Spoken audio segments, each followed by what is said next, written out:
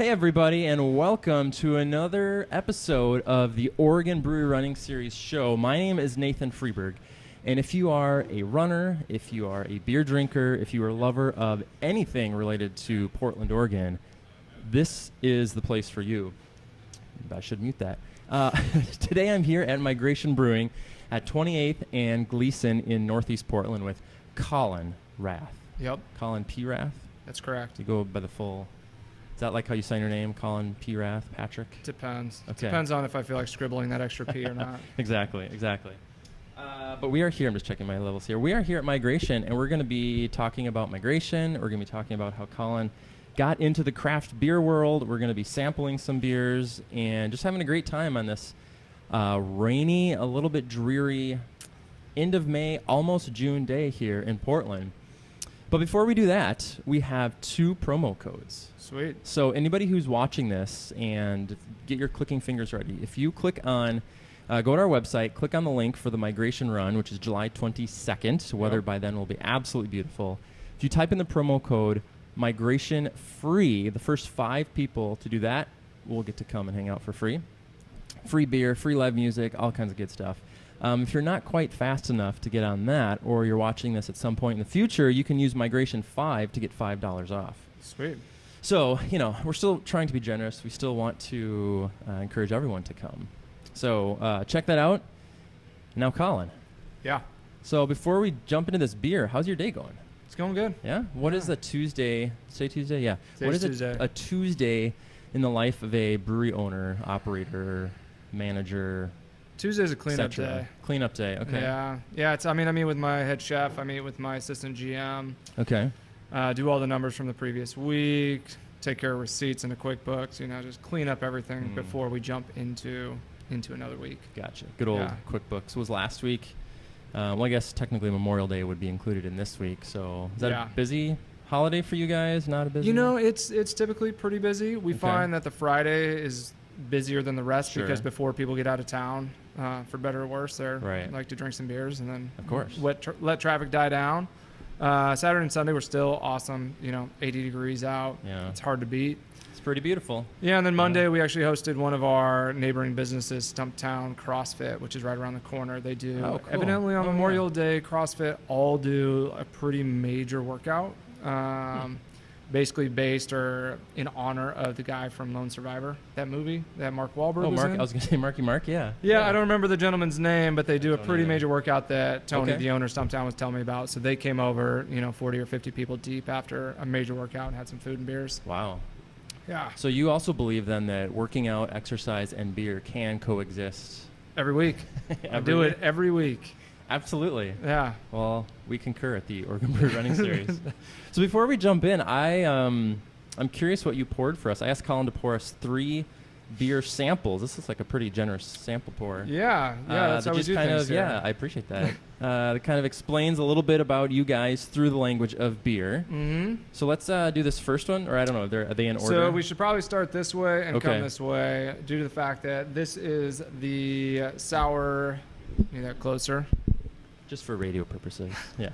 So this is our Tiny Hands, which this is a peach Donald sour. Yeah, it's a. We were going to call it a sour impeachment, but the Trapdoor Brewing in Vancouver actually already has that beer, so they kindly asked us not to use that name. So we went with Tiny Hands, which I think is actually probably a bit of a stronger name. It's pretty which funny. Is awesome because in the beer world, they then came down Friday, tried some of the beers. We got them some beer to try. They dropped off some of their sour impeachment, and who knows where that conversation will go in the future. Exactly. Then we have our Saison Blanc, which is just a nice, crisp, clean Saison that we released 2 or 3 weeks ago. Okay. And then we have our Straight Outta Portland IPA, which just won gold at the Denver International. So congratulations, by the way. Thank you. Yeah. So it's a whole array, but I'm guessing this will kill anything we would taste with these 2. So we'll start here and go this way. All right. So cheers. Cheers to you. Do you have any tips for tasting beer, or do you just down the gullet? Enjoy it. All right. Enjoying it is how I taste my beer. I do enjoy that. That's good. This was the peach. No, Tiny Hands. Tiny Hands, yeah, which is done with some peach puree from, forget the fruit, Oregon Fruit Company. Okay. Is what it's called. Yeah. That's very good. And then Saison Blanc is going to be a lot lighter. This is good. So I think I've told you this, but Migration is my neighborhood brewery, pub, whatever. So I had this. I was in here last week and had this. It was very, very tasty. Again, perfect for a sunny day. Well, a very good post-run beer, too, I think. Yeah. Both of these, I mean, sitting in that, 5.5%. Exactly. Well, there's not a lot of, most of what you guys do, and, there's a lot of good beers to drink after a run, but these are especially refreshing, I think. This is very good. Do you prefer, I'm kind of getting my head of myself here with the notes, but what kind of beer do you prefer if you're just sitting down to drink something? It depends. It depends on who I'm drinking with, where I'm drinking. Breweries. Okay. So if I'm going to a brewery, I typically go for their more esoteric seasonal releases, just see what they're doing. That might disappear. Okay. I really enjoy Belgian beers. I really enjoy kind of the saisons, the quads, that sort of thing. Sure. But I found myself drinking more IPAs recently, and I think that's because we're making such a concerted effort on making one of the best IPAs in the state. Right. So with that being the case, I want to see what all these other people that are making exceptional IPAs are doing, what I like, what I don't like, and kind of talk that over with our brewing team and figure out where that goes. Very cool. Should we jump into this straight out of port? We might as well. All right. Cheers again. It's another good one. Yeah, that's much stronger. Yeah, 7.5% after running is going to get you there quick. You're going to be buzzed. Yeah. I run with a group on Thursday nights down at Portland Rowing Company, and I've definitely learned right after a run you have to be more aware of the type of beer you drink, because I'm a lightweight to begin with, but yeah, anything like this would be, I'd have to wait a while before I could go home. Well, yeah, and know that you're going to be drinking, 6-7 glasses of water to replenish that. Because otherwise, even one pint after a good workout, you're going to find yourself being a little more hungover the next day if you don't drink a lot of water. I have been there, yeah. Yeah, I've been there quite a few times. That's good. So, how did you get into the craft beer world? Was that kind of your dream all along, or did you fall into it? Were you drug into it? What's your story? Take us back. Kind of fell into it. Okay. So Mike, one of my business partners and our head brewer, him and I lived together for 2.5-3 years. Okay. Actually, right down the street at 28th and Ash. And so he was an avid home brewer, loved it. I at the time was in college for community development. And so, nonprofits are always looking for free donated beer. Right. And homebrew, you can donate, and they can ask for donations or things along those lines. Okay. So he was always kind enough to help out if I gave him enough lead time that we'd brew some beer and donate it for events and do some things. And brewing in the basement, the garage? On our porch. On your porch? We had our whole house speakered. Okay. Like there was speaker wire everywhere with speakers. So no matter where you went in the house, you could hear music. So we'd make a big breakfast on Sundays, put on, classic country, Merle Haggard, Hank Williams, that sort of thing, and brew beer. Brew beer and get drunk, pretty much. And so that was a lot of Sundays. That was in college or right after college? I was in college, into just out of college. And then right as I finished college is when we kind of started getting a little more serious about brew pub and opening it up and doing that sort of thing. Because we threw a lot of house parties at our house as well. Sure. And ended up on Tom Potter's website of what communities do, back when he was mayor. Oh, yeah. And so he somehow got wind of it. But there would be cops hanging out, and we did everything we needed to for permits to shut the street off. It's a dead-end street, so shutting it down was fairly easy.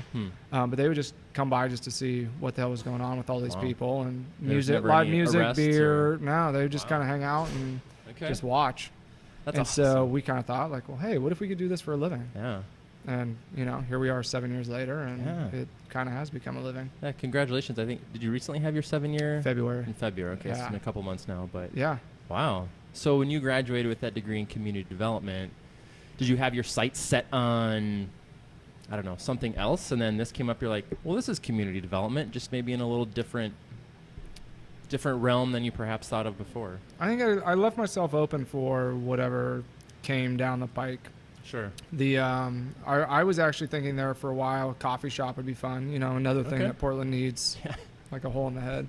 Another coffee shop, another brewery. And then I ended up running the idea because I just got back from Central America and ran the idea past one of my other business partners, one of the greatest business minds I've known. And before we were business partners, it was just wanted to bounce the idea and get kind of his 2 cents. And that got his wheels turning, which then spurred into like, well, hey, I know nothing about coffee, and to be honest, you know nothing about coffee. How about beer? Let's do something we know a little bit something about. Yeah, and so brewery came up, and the idea kind of stuck with us, and we kept the conversation rolling. And about a year and a half into that conversation, we ended up opening doors. Very cool. Yeah. So then, did you open with kind of the brew pub business model, or were you doing some distribution first, or what was sort of the No, we were actually opened up more as a tap house because we were waiting on TTB, as most breweries do, similar to what Wayfinders have. TTB, what's alcohol, tobacco, firearms, who all breweries have to go through. It's typically a fairly lengthy wait, 90 days. Not anything that they don't tell you right up from the beginning is, hey, this is going to take a long time. Is that just because they're so backed up, or are they just understaffed? I think it's just that there's so many breweries opening, and they want to do their due diligence and make sure that things are going through. Just probably a good idea. Precisely, yeah. Make sure no knuckleheads are opening breweries. Right. Exactly. But yeah, so we opened up as basically a tap house just to start selling some other people's beers. Slowly started taking tap handles over with our own beer, and kind of rolled into things that way. Sure. Now you are. This isn't your main area, but are you exclusively your beer? We're exclusively our own beer. We do a lot of events with other breweries and bring their beer on, and we always have someone else's cider on. Right now, we're serving some Reverend Nat's hard cider. Okay. Yeah. So yeah, I suppose I should say too. So the space we're in right now is your annex, which is the party room. Yeah. Kind of the rental space, but in the summertime or anytime the weather's nice, I've seen these doors open and kind of general seating. Kind of overflow, other than when it's rented, which we actually rented out a fair amount. But amazing space. We took this over 3-4 years ago, which provided us with a full kitchen, extra space to host events, extra space to donate for different nonprofits, to hold interesting meetings with microphones and such. Exactly. This is the third one that you guys have hosted. The space has provided us with so many options. It's so great. And this was a mechanic shop before this, or radiator shop? Radiator shop. Okay. So it doesn't look anything like that now, but I guess technically both, because that side was a radiator shop. This side was an old European car, focused mainly on old MGs. But they had a kitchen. Or you built that out? No, so basically we took over the other space that's our main pub. This space was opened by our landlord as a tapas bar. And then finally... Tapas, which is small plates, in case you heard something else. Precisely, most people do. And the other may have been a complimentary business. The tapas bar was not. Exactly. And so we finally were just like, hey, we need the space. Let us take over the rest of the building. And so we were able to do so. So do you own the building now, or you? Unfortunately not. Okay. We keep trying to slip that into contracts, but he keeps catching on to it. He's like, no, I'm not giving you the building. Precisely. Well, it's a great space. It's a great location. As I said before, it's the closest to our house, and we often find ourselves here for. It's great. It's family dinners, meeting buddies. I watched the Cubs. I think one of the Cubs Giants games during the playoff run last year. Obviously, our event here. Not long ago, I was talking with some old folks, some older customers, we'll say. They said they lived in the neighborhood for 20 or 30 years, and when you guys opened, they said it was one of the greatest things ever to come in, because there really wasn't anything like this nearby that kind of fit some of their needs. So it definitely seems like you guys are more your background in community development, more, I don't want to say more than other breweries, but really have that forefront, that top of mind of community and a place to gather and a space to hang out with friends and family. Yeah, I think it's one of the things that differentiates us the most from a lot of other breweries. And it's funny enough, I just was at the doctor on Friday, and the nurse came to learn that I'm one of the owners of Migration. She's like, that's so awesome. My 83-year-old father lives right down the street from you guys. Funny. Maybe it was the same guy. And he's always there for the Timbers games. Sure. She's like, he raves about it. He loves it, so on and so forth. And I think it's one of those things that what we've created is, in the community development world and maybe other worlds, what's known as a third space. Yes. And a successful one at that, because one of the first comments that was told to us when we opened the doors was exactly that. Like, this is exactly what the neighborhood needed. And as living down the street 10 blocks, I'm like, what the hell do you mean this is exactly what the neighborhood needs? Like, there's tons of restaurants, tons of bars, not to, automatically think that we weren't needed in the neighborhood. Right. But I found it to be really interesting, and then slowly I began to learn that it was exactly that, a place for the community to come together, a place that hosts the community, a place that engages with the community, and a place that helps facilitate, other people's dreams, aspirations, whatever. Because we're a place for people to celebrate, we're a place for people to mourn, we're a place for people to raise money for whatever that cause may be. And so we do a lot of different events in those regards, and it's worked out great. I mean, we just had an event 2 Sundays ago in collaboration with St. Baldrick's and Dornbeckers, and helped them raise almost $40,000 for children's cancer research. Wow. So there's a lot of stuff that we do that we get involved in that we don't necessarily tout about, because we do it because we love doing it. We love having a for-profit that allows us to... We can tout about it here a little bit, Colin. There you go. So it's... awesome. But it's fun. It's a lot of fun. It's cool that we have a for-profit that gives a lot of money back to nonprofits and other organizations doing some really cool things. Sure. I've asked other people this question. I'm curious your answer. Do you think, that idea of creating community, creating a third space, you guys do it really, really well here, and you're obviously not the only ones to do it in town. Do you think for you that it is... beer just happens to be the thing that you've latched onto to create that? Or if you were really into chocolate or wine or cheese, like that would be kind of your vehicle for bringing people together? Or are you're like, no, the beer is that, if it wasn't for the beer, I wouldn't really care about this third space idea? I mean, I think beer naturally lends itself to that. I think you can turn anything into something that provides more for a community. And I think it's all about engaging with what the community needs. Right. I think that's above all. If the community doesn't need it, you can try to force it through, but it's not something they really need. But you look at coffee shops, and if they're really focusing on the farmers and highlighting these people that make their business able to happen, that can be something that can engage community and engage people into that space and make it their third space. But I think it's just making it a comfortable venue that people really enjoy coming to and feel like that's where they want to celebrate their wedding, or that's where they want to mourn, a past loved one, or it's where they get done with their run and they just want to sit on the patio and have a beer. Yeah. So just creating that space that lends itself to all those different avenues. And a lot of that comes down to, making sure the staff understands that and understands that they are expected to welcome everybody, and no matter what they're doing. And, somebody's having a bad day, you could be that person that turns that around, because a beer lends itself to somebody just decompressing and taking a step back. Load up. How do you try to instill that in your staff here? Because it's only as good as, that person that greets the customer. And so, management, ownership, they can all have, wild ideas, but if... Yeah. I think leading by example.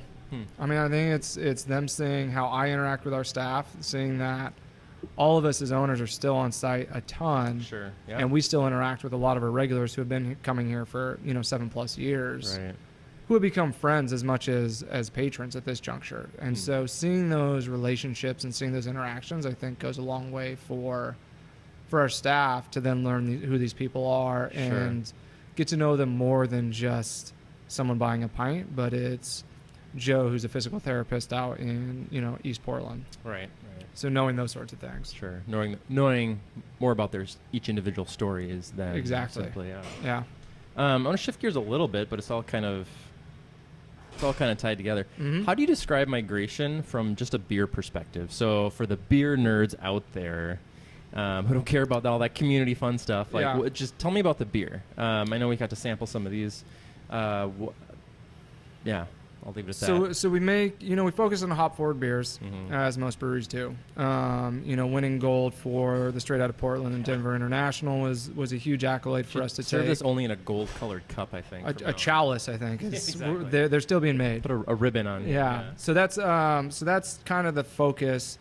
Mike, our head brewer, and Kevin, they really enjoy things like the Tiny Hands, a peach sour, Saison Blanc, some of those other fun things. Yeah. But you always have to have those beers that the people enjoy that help make it available to make other beers. Staples of, right. Yeah, so we're definitely hop forward, but we're having a lot of fun making some really interesting, fun beers as well.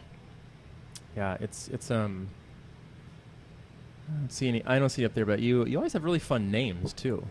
How much of that is do you ever come up with a name and then you guys figure out, okay, we got to figure out a beer for this, or is this always just a byproduct and The name always comes after the beer's made. The very last minute. Oh yeah, there's a lot of it's last minute. Like, okay, all right, we need a name for this.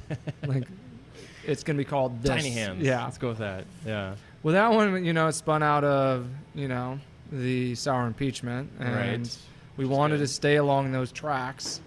And so Tiny Hands was a natural second runner-up. You don't want to call it like the Russia Probe, or there's so many options that you could. I mean, there is the Kushner's Gold Chalice. Yeah, I mean, exactly. There's so much you could go Cushy with. or whatever. Yeah.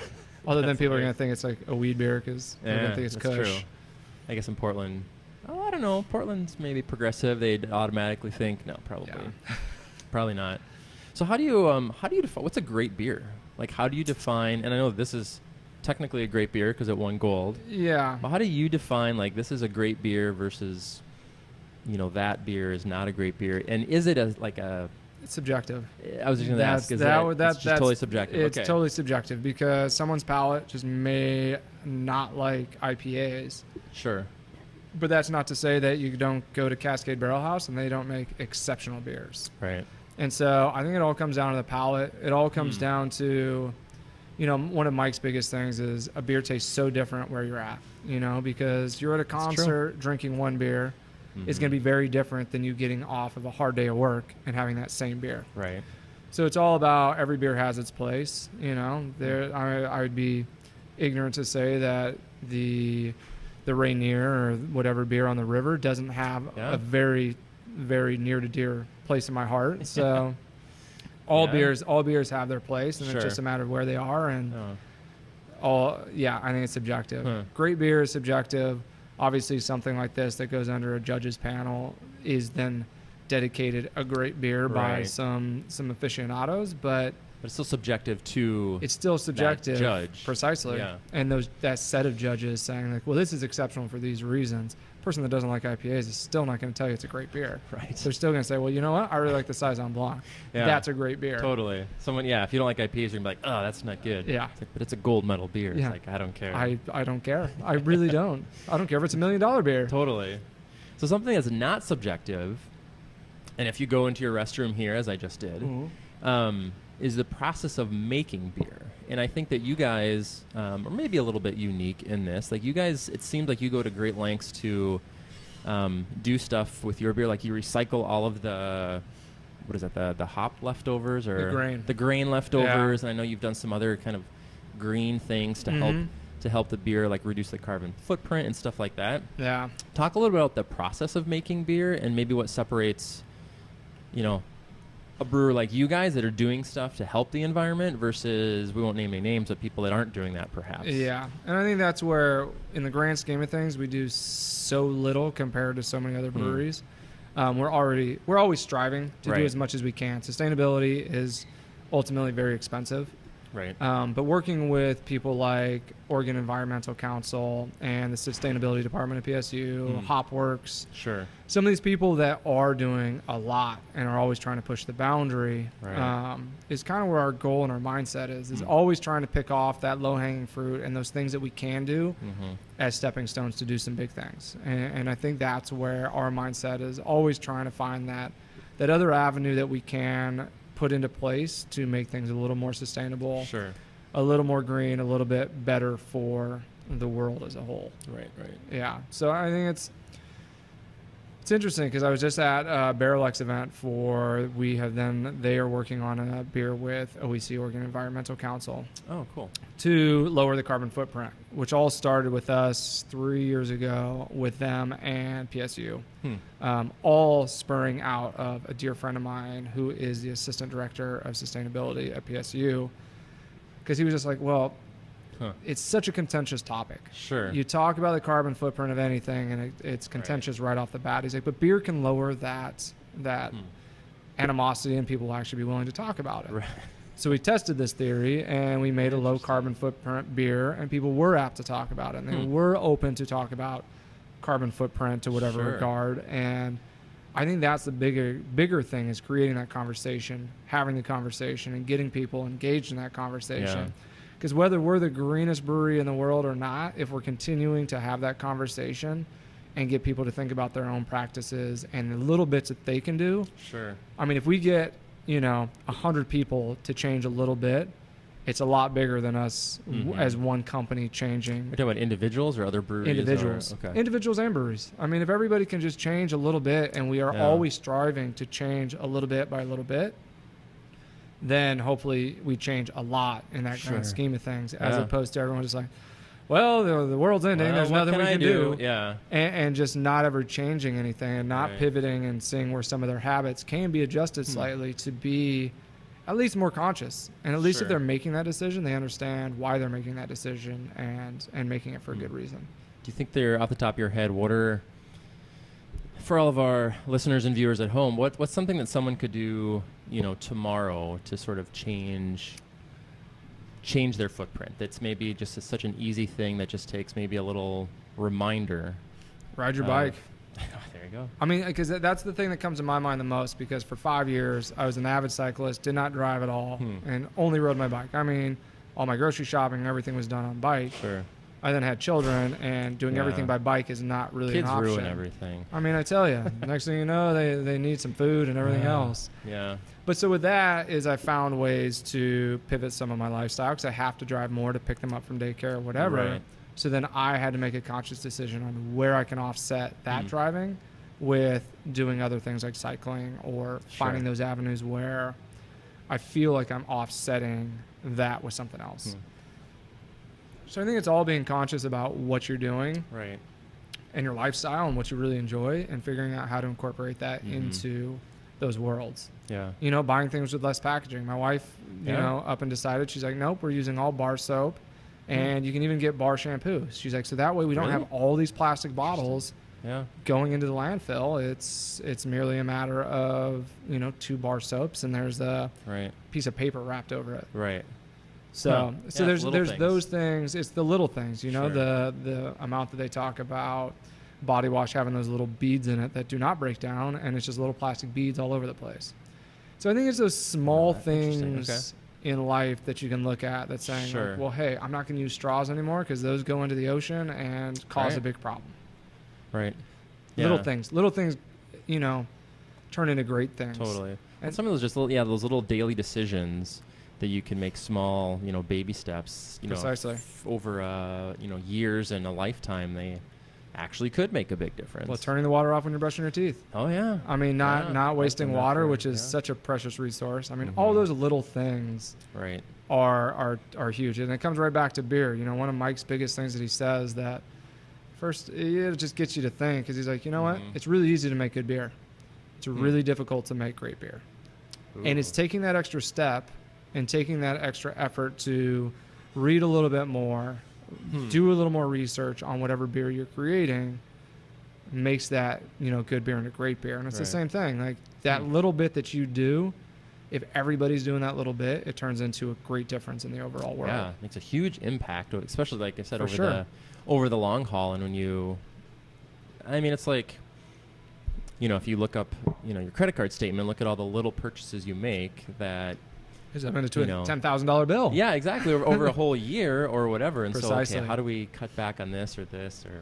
Yeah, and I think that's what it is looking at it as you look at everything else in life. Is if you look at a big problem, it's going to look like a big problem. If you can look at the small pieces that create the big problem, then you can start taking some of those things and adjusting some of them. It's like the old saying, how do you eat an elephant? One bite at a time. That's true. That's just all you got to do. I personally never had elephant, but well, I haven't either. I tend to stay away from I don't know if they're endangered. They're not endangered, but anyway.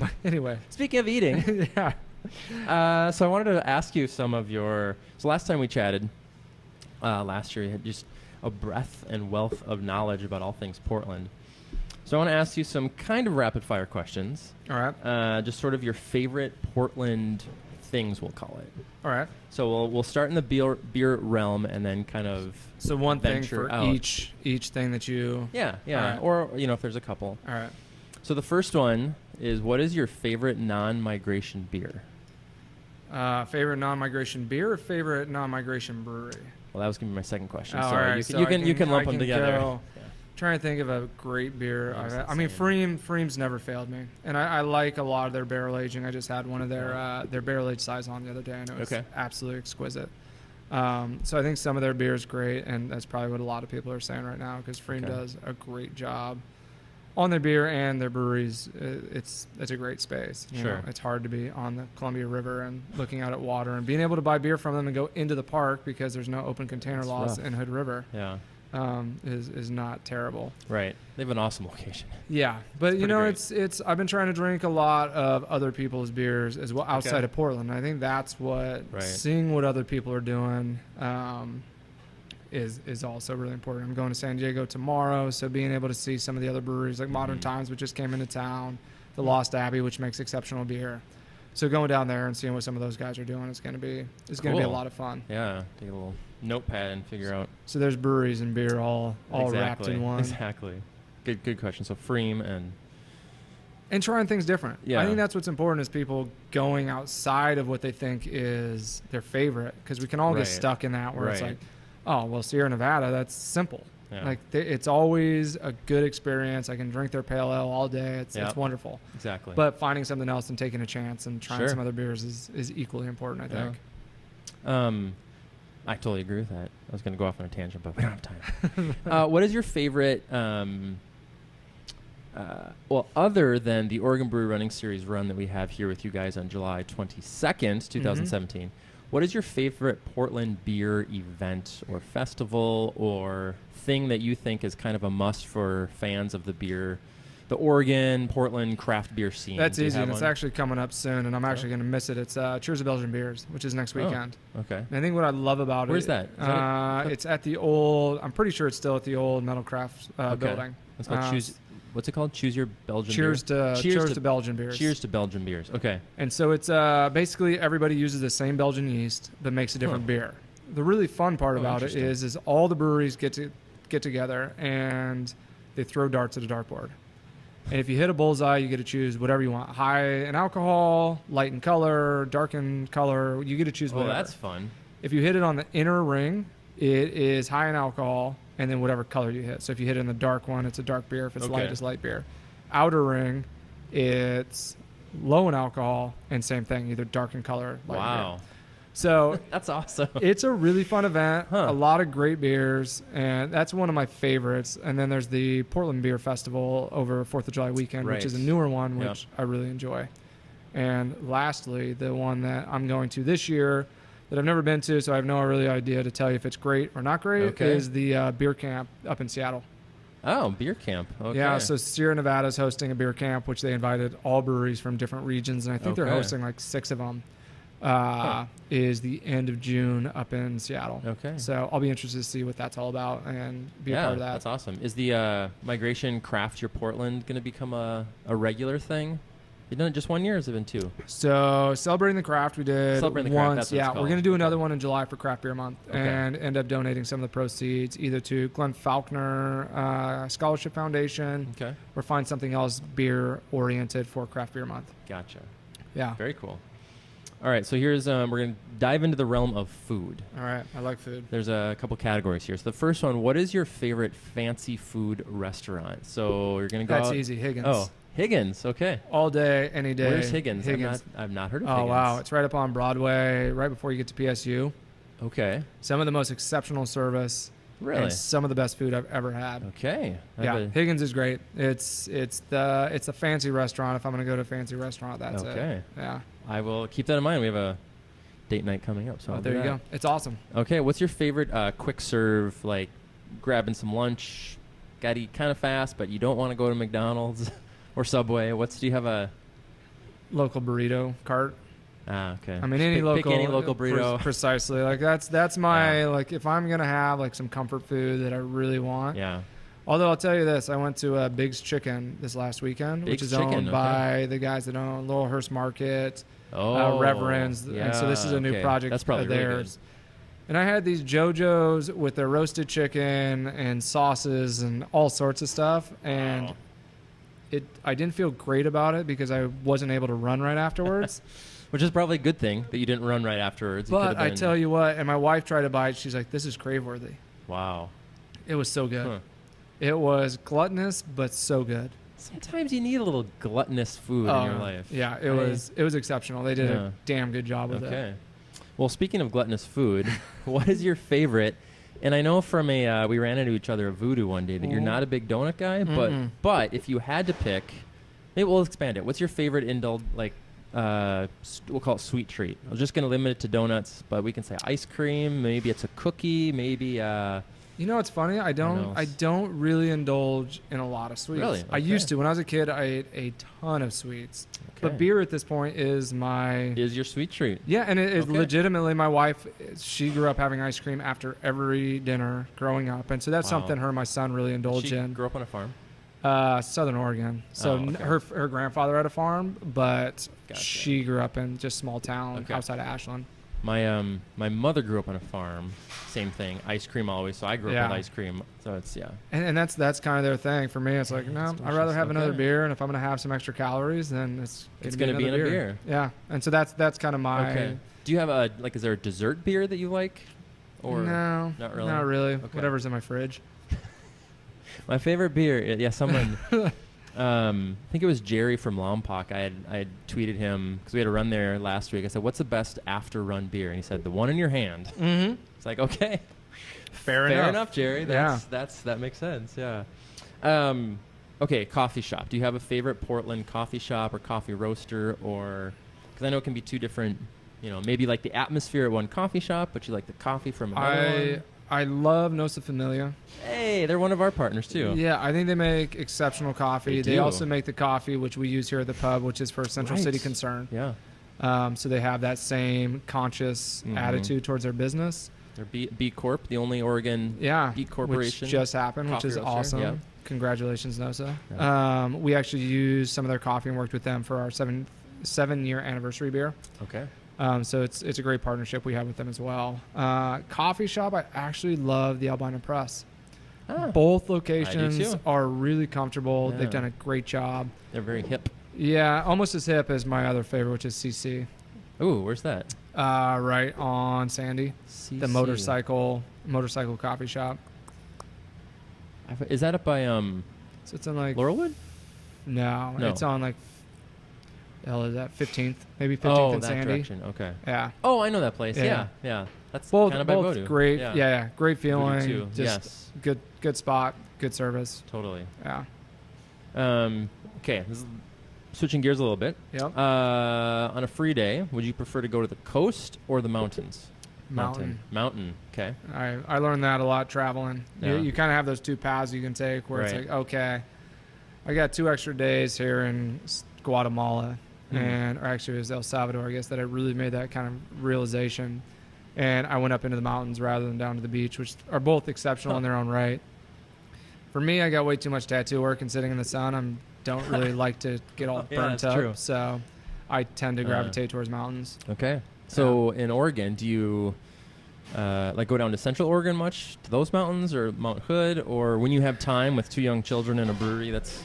probably a lot typically I'll go down to the valley. I'll go down to Ashland simply because it's where we have extended family with my wife down there. Oh, sure. So I go down that way. I also have some good friends out in Eastern Oregon, which I love to death. All right. I have a good friend who has a house in Enterprise, which I've been able to use once, and I really hope I'm able to take her up on using it again at some point because it's a gorgeous home and just set amongst some of the most beautiful mountains we have.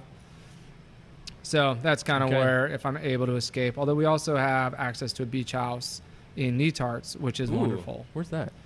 Netarts is just basically on the coast from Tillamook. Tillamook's in just a little bit, so then you go out to the coast, and it's Netarts. It's where a lot of the oysters come from. Gotcha. And it's where Jacobson's salt is from. Oh, really? Yeah. I did not know that. I learned so much when I talked to you, Colin. Okay, so the last one is, as you know, the Oregon Brew Running Series is about having fun, giving back through our nonprofit partners, the Oregon Brew Shed Alliance, Oregon Wild, and the Portland Parks Foundation, and then obviously getting active and being active. So you mentioned earlier running. Is that your active of choice, or what do you do to get active? And this is going to sound terrible, but running for the sake of running is not my thing. I actually don't. It's not for everybody. Not everybody likes an IPA. I just can't really get into the headspace there. I try. It's okay. Futsal. I play futsal every week. I try to play soccer as much as possible, but I have a team that I played with for years. Really good friends. Very cool. Every week. And then sometimes I'm able to make it to pick up on Sundays. But awesome. that's High school, college, did you play, or are you just totally recreational? No, and funny, that's probably the one regret I have in my life. I moved to Chicago right around my first year of high school. Okay. From where? So it wasn't from Salt Lake. And I played really competitive in Salt Lake up until I was 14, gotcha. Extremely competitive. Went to Chicago and was kind of finding my way and didn't get into soccer. And so didn't play for years and then picked it up a few years ago. And the only solace I take in that is I play with most guys who did play throughout their college careers, and I'm still able to keep up. So nice. So I still have that going for me. Yes, exactly. Yeah. We'll just keep keep changing leagues or whatever until precisely. You figure it out. Yeah, awesome. Well, Colin, thanks so much for the beer. Thanks for the conversation. This is fun, and we'll look forward to hanging out with you guys in July when we are back here at Migration. July 22nd. That's right. Thank you much, Pleasure sir. As always. Yes.